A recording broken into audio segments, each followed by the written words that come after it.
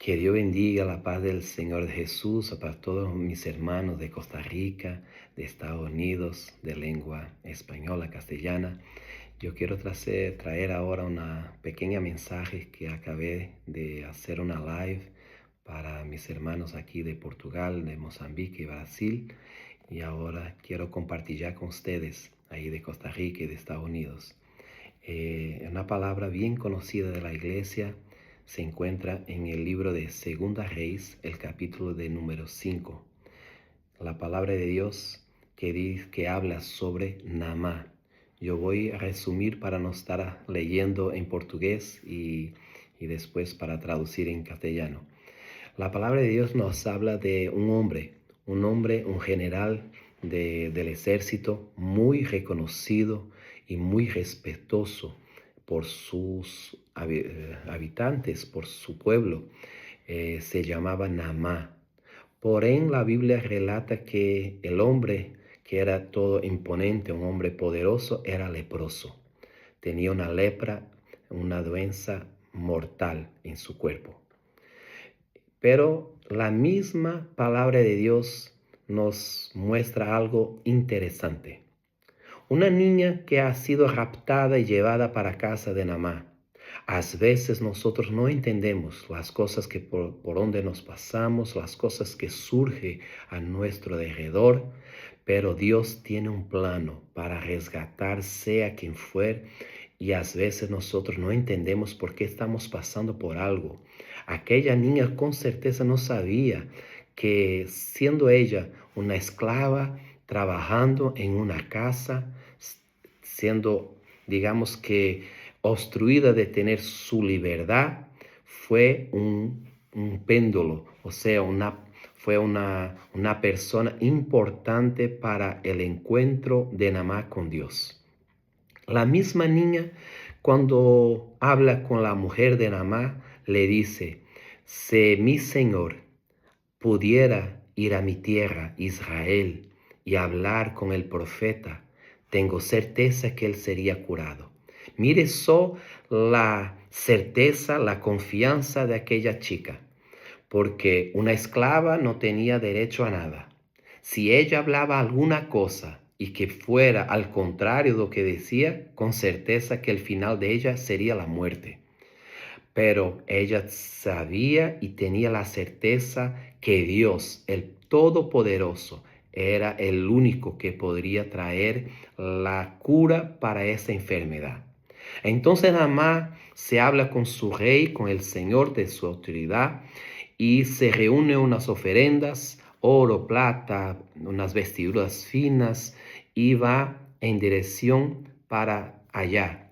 Pero antes de eso, él envía una carta. El rey de Siria envía una carta para el rey de Israel. Y el rey de Israel, cuando ve esa carta diciendo: te voy a enviar mi servo, te voy a enviar el hombre de mi confianza para que tú lo vengas a curar. El rey se queda muy indignado, muy triste, se rompe sus ropas, se queda muy sensible, porque él dice así: pero ¿por acaso yo soy Dios para que traiga la cura, para que traiga la vida o la muerte? ¿Quién soy yo? Y se rompió sus vestidos. Pero el profeta Eliseo ha dicho al rey de Israel: mándalo vir tener conmigo, porque él va a ver que existe Dios en Israel. Aquí tiene Dios, un hombre de Dios. Y así se hizo, la palabra se completó, y Naamán se vende con todas sus ofrendas. Llegando a la puerta del profeta, él pensaba que el profeta le iba a salir para él, hacer casi que una venia y poder impor las manos y declarar la cura para él. Porém, el profeta ha dicho a uno de sus siervos para él para ir con Naamán, y dice: diz a Naamán que se vaya al río Jordán y se mergulle 7 veces, que va a se mergullar 7 veces en las aguas del río Jordán. Cuando Naamán escucha eso, se quedó muy indignado. Se quedó muy indignado y dice para sí mismo y para los siervos que estaban con él, ¿por acaso no tiene mejor agua en mi tierra, en Damasco, en el río? Y enumeró 2 ríos en su tierra. Mejor que el río Jordán, que es un río sucio, con mucha falta de calidad de agua.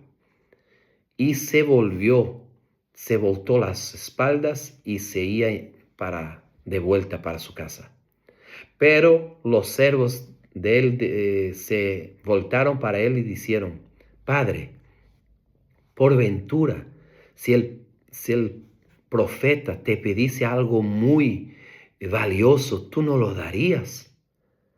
Por otras palabras, hace eso, ¿qué cuesta? Ya venimos hasta aquí. Tú con certeza que si él te pedisse algo muy, muy caro, tú lo darías. Entonces, ¿qué cuesta? Te vas a las aguas, te mergullas y nos vamos. Y así se hizo. Y la palabra de Dios dice que cuando Naamán mergulló 7 veces, al mergullo número 7, cuando él sale de las aguas, su piel se queda toda limpia, como la piel de un bebé. Ahí mismo él reconoce que solamente el Dios de Israel es Dios. Se vuelve para Eliseo para poder dar sus ofrendas. Dar las ofrendas a Eliseo y Eliseo dice así para él, no quiero, no acepto. No, pero por favor, quiero que me perdones porque yo voy a tener que voltar para mi tierra y allá yo voy a tener que entrar en el santuario, en los dioses que ellos sirven, pero para mí el único Dios que está en mi corazón, el único Dios que yo voy a servir a partir de hoy es tu Dios, el Dios todo soberano, el Dios de Israel. Y Eliseo ha dicho para él, te vas sencillo, con calma, no tiene problema, vas en la paz de Dios. Cuando que la otra parte muy importante que está aquí, en el pasaje del capítulo 5 a partir del versículo 20, digamos que es una palabra clave, que muchos no hablan, solamente hablan del milagro de Naamán, de la cura de la lepra. Que hoy, infelizmente, la lepra para muchos no es la lepra física, pero la lepra espiritual. Y en cuanto nosotros no tirarmos de dentro de nosotros el orgullo, la falta de temor, la ganancia, todo que nos sirve, porque a veces nosotros queremos nos colgar en una posición como si fuéramos mayor que Dios. Cuando eso no fue colgado de lado y nos rebajamos, nos quedamos de rodillas y realmente reconocer que nosotros no somos nada, que sin Dios nosotros no somos nada. Tenemos que descer, tenemos que nos inclinar para Dios. Ese es el primer paso. Después tiene una palabra clave que viene a seguir, que es el servo del profeta Eliseo. Es de nombre Geasí. Para muchos como decía a poco, predican apenas la parte de la cura, del milagro de Naamán. Pero lo que me llamó más atención es este pasaje. Cuando Geasí ve que Eliseo no quiere nada de aquel hombre, él se ha dicho así para Eliseo, hombre de Dios. El Señor impidió que este sirio, Naamán, te dé alguna cosa. Con certeza que yo voy a salir corriendo, voy atrás de él ahora mismo. O sea, los ojos de Geasí estaban en los bienes materiales.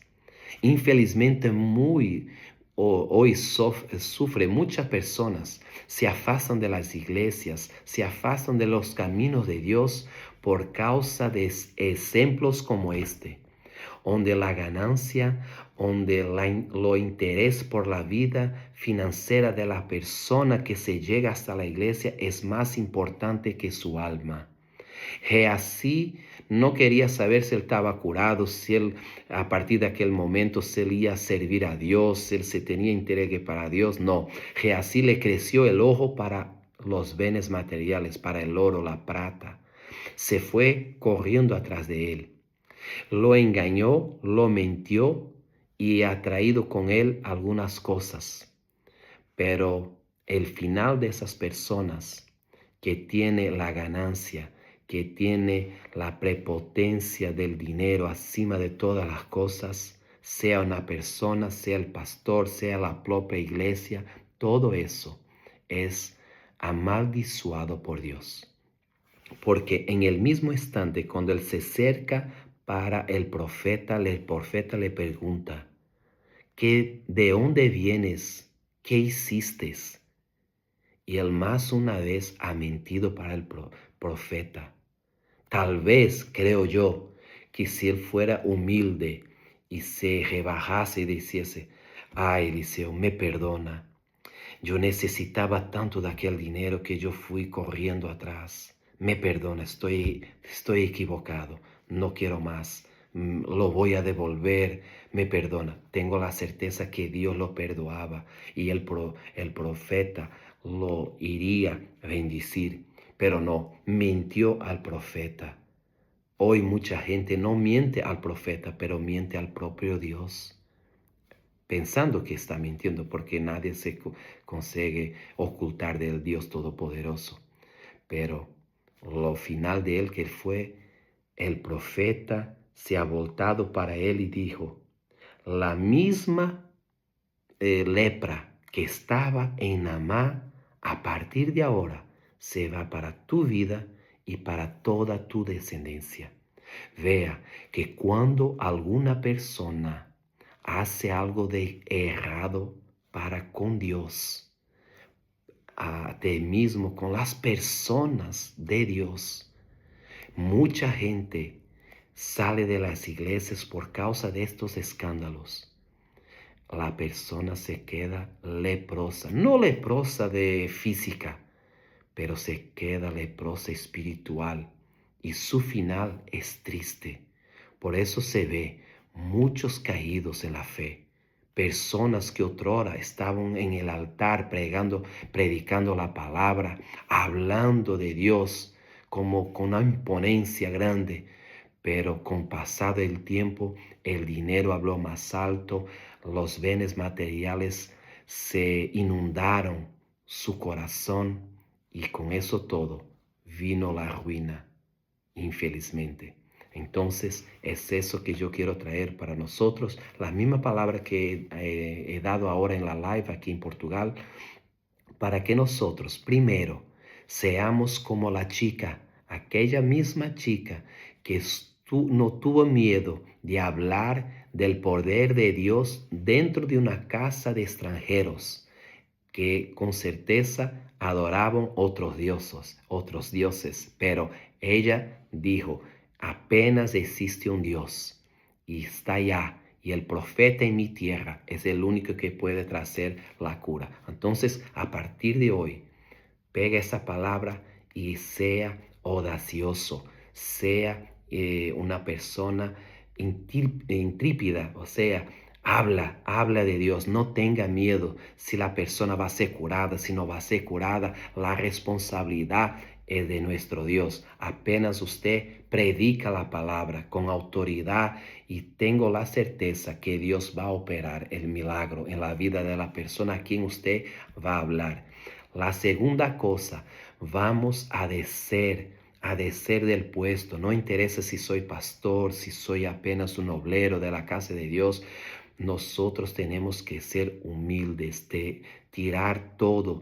Tenemos que sacar de dentro de nosotros el orgullo, todo lo que nos sirve, todas las cosas que nos va a llenar el corazón de cosas que van a impedir la acción de Dios en nuestra vida.